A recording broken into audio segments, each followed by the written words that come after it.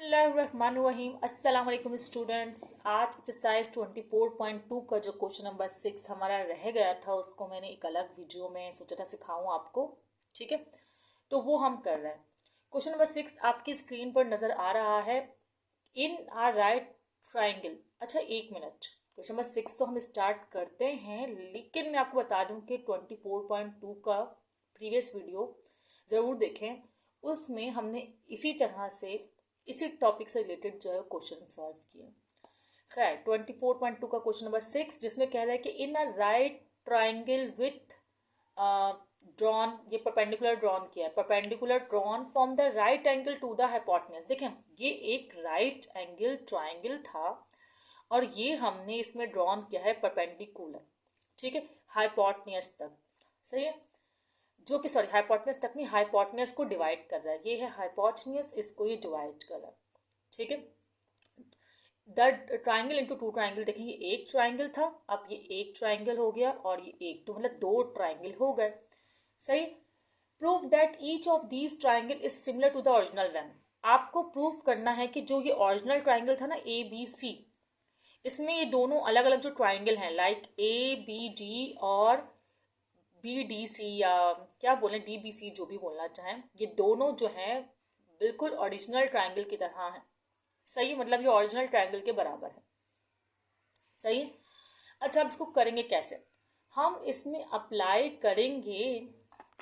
चलें अब question start करते हैं। गिवन क्या था आपको, गिवन था सिर्फ एक ट्राइंगल ए बी सी और बताया था कि ये एक राइट एंगल ट्राइंगल है, तो ये आपको गिवन था, यही मैं यहाँ पर लिख रही हूँ। ठीक है, triangle A B C is right angle triangle. मैं लिख लिख के इसलिए बता दूँ ताकि आपको लिखते लिखते याद ही हो जाए। आप एक दो बार इसको पढ़ेंगे, मुझे लिखने में टाइम लगेगा और आप लोग तब तक पढ़ लेंगे। अब कहा गया है ड्रॉ, अच्छा ड्रॉ मतलब अब हमने क्या ड्रॉ किया, एक बाइसेक्टर ड्रॉ किया है। किससे, वर्टिस बी इसको यूज करके, वर्टिस बी से हाइपोटेन्यूज तक। तो आप यहाँ पे लिखेंगे ड्रॉ बी डी, और इस बाइसेक्टर में हमने डी नाम दिया था, तो आप बोलेंगे कि draw B D as perpendicular from vertex B, as perpendicular from vertex B. ठीक है, वर्टेक्स बी, ये मैंने यहाँ लिख दिया और आप लोगों ने दो तीन बार पढ़ भी लिया। अब क्या करना है आपको, प्रूफ क्या करना है कि जो ट्राइंगल ए बी सी है ना, ट्राइंगल ए बी सी, जब इसको हमने दो ट्राइंगल बाइसेक्ट किया तो वो भी सिमिलर ट्राइंगल है। कौन सा सिमिलर ट्राइंगल है, ए डी बी और B D C, A D B और बी डी सी। 90 डिग्री को मैं सेंटर में रख रही हूँ।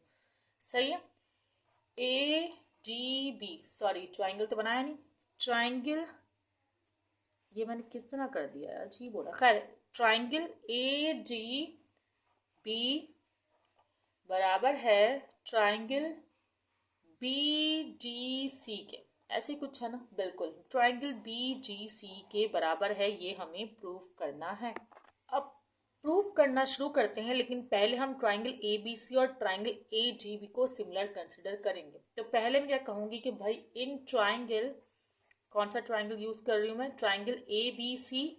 सही है, मतलब ये ट्राइंगल और triangle A D B, triangle A D B. ठीक है, इसको मैंने कंसिडर किया है अभी। एंड लिख दें या एरो बना दें, बात एक ही है। सही है, ए डी बी। ओके, अब पहला पॉइंट क्या है, देखिए angle B triangle A B C ये पूरा है ना, तो एंगल बी ये है, ठीक है, और एंगल डी ये है एंगल ए डी बी के हिसाब से। तो देखिए ये भी 90 डिग्री है और ये भी 90 डिग्री है, तो ये दोनों बराबर हुए। तो मैं यहाँ लिख रही हूँ कि angle B triangle A B C के लिहाज से और angle D triangle A D B के लिहाज से बराबर है। पहली बात तो ये हो गई। आप बोल देंगे भाई बोथ आर राइट एंगल, सही है, क्योंकि ये राइट एंगल है इसलिए ये लोग बराबर है, मतलब 90 डिग्री है। सही है, एक पॉइंट तो ये हो गया। अब सेकंड क्या है, सेकंड ये है कि एंगल ए और एंगल ए भी बराबर है। देखिए भाई इस ट्राइंगल, पूरे ट्राइंगल के लिए भी एंगल ए यही है। सही है, अब मैंने बना दिया और इस ट्राइंगल के लिए ट्राइंगल ए जी बी के लिए भी एंगल ए यही है, तो एंगल ए बराबर है इनका। तो मैंने लिख दिया कि एंगल ए और एंगल ए बराबर है। क्यों? क्योंकि कॉमन एंगल्स हैं। कॉमन एंगल्स मतलब दोनों के लिए ये एक ही एंगल है। दोनों ट्राइंगल में ये एक ही एंगल काम करता है। Common angles in both triangle, तो मैंने यहाँ पर इस वर्ड को भी मेंशन कर दिया। ओके, अच्छा, ट्राइंगल्स ऐसे लगाना चाहिए, बोथ दो है ना। अब आपको लिखना है कि एंगल सी और एंगल बी भी बराबर हैं। ये कैसे हैं मैं अभी आपको समझा देती हूँ, परेशान नहीं होना आप लोगों ने, ठीक है। एंगल सी और एंगल बी भी बराबर हैं। Third angle will be equal each other. देखिए, एंगल सी इस पूरे ट्राइंगल के लिए एंगल सी ये है और इस ट्राइंगल ए डी बी के लिए एंगल ये है। तो ये राइट एंगल ट्राइंगल है, 90 डिग्री ट्राइंगल है, तो इसका ये वाला एंगल भी इस एंगल के बराबर हुआ, ठीक है। भले ट्राइंगल में साइड्स आपकी स्मॉल हो जाएंगी, स्मॉल ट्राइंगल है लेकिन एंगल बराबर होंगे, सही है ना। एंगल का साइड से मतलब एंगल बराबर हो सकते हैं। अब मैं यहाँ लिख देती हूँ third angle will be equal each other. मैं लिख कर बता देती हूँ।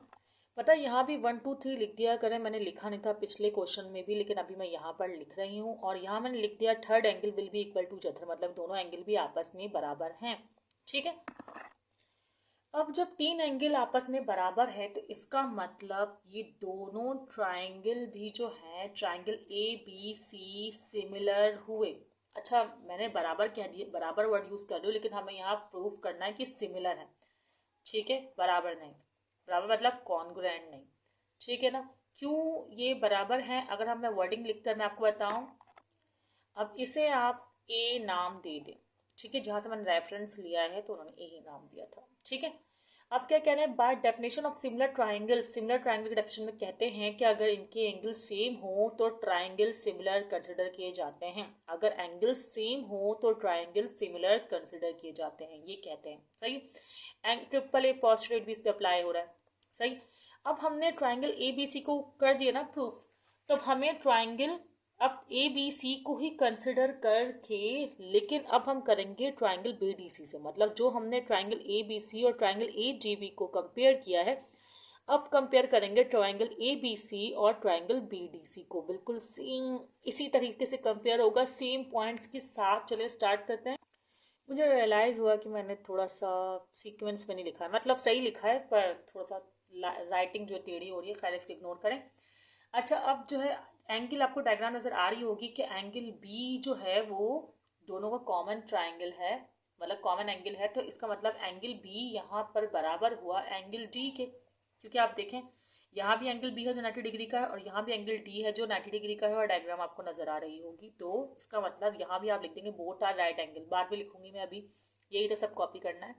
अच्छा, अब अगर 2 की बात करें तो 2 में क्या कह रहे हैं कि एंगल सी और कौन सा एंगल बराबर होगा, बताएं मुझे। ऑफ कोर्स जब वहाँ एंगल ए और एंगल ए बराबर थे तो यहाँ पर एंगल सी और एंगल सी बराबर होंगे, क्योंकि इनका ये एंगल कॉमन है, क्योंकि ये angle triangle A B C में भी है और ट्राइंगल बी डी सी में भी है। तो आप यहाँ पर यही पॉइंट लिखेंगे जो यहाँ लिखा है, common angles in both triangles, ठीक है।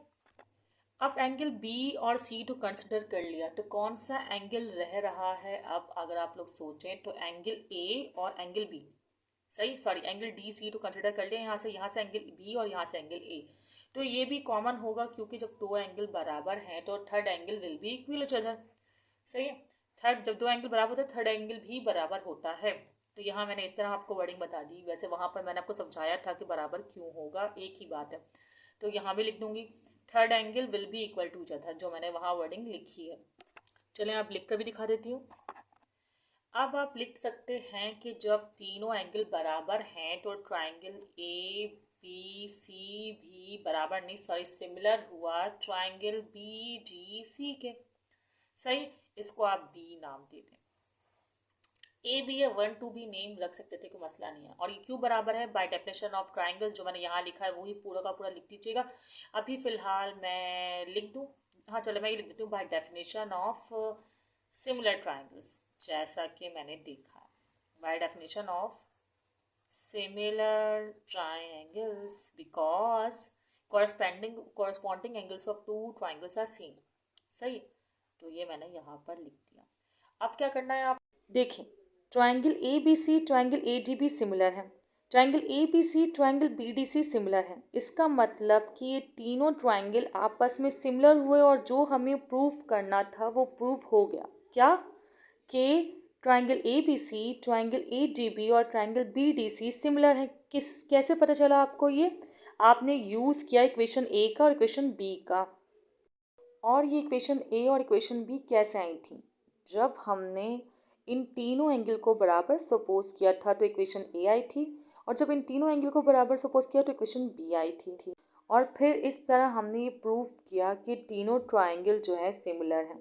यहाँ पर आपका ये क्वेश्चन हो गया मुकम्मल। अगर कोई क्वेश्चन आपके माइंड में हो तो पूछ सकते हैं। दुआओं में याद रखिएगा। अल्लाह हाफ़िज़।